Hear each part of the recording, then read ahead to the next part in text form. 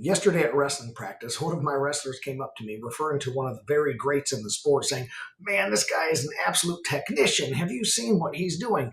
And he goes in to explain the match that this wrestler had done. It was very intense, very huge names battling it out on the mat. And this one guy successfully dismantles the other round after round until he won with an incredible score, literally technical falling him, beating him by such a high level of points, which is rare in the high levels of wrestling.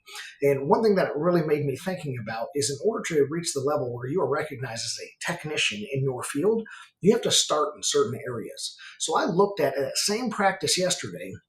We were covering a very difficult, many moving parts moves that really had to be pieced together over time to have it make sense. And all of the kids, when you teach them these new moves that will eventually be highly effective, man, they sure look lost. Man, they are very confused. Oh, they're having a hard time putting their body parts in the right place and getting the momentum and the drive and the pressure in just the right place. There's a lot of moving pieces to get it just the right way.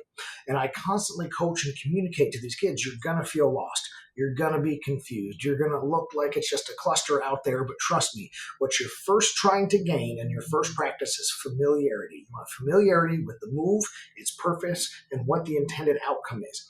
After you get familiarity, you'll have ability. You'll have the ability to, under controlled conditions, execute this move with moderate resistance, little heightened resistance, and then eventually you will have the technique and you will be able to set up the situation, execute each of the components of it, and then do it in a live scenario.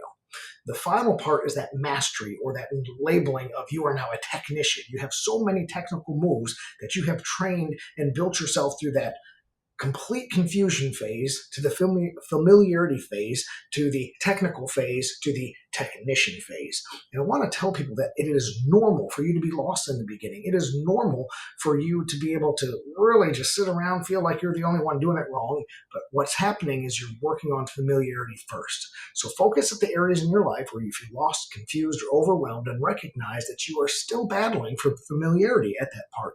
And eventually, if you keep down the path, you get the repetitions in, you put in the extra work, you too one day will be the person they refer to as the technician.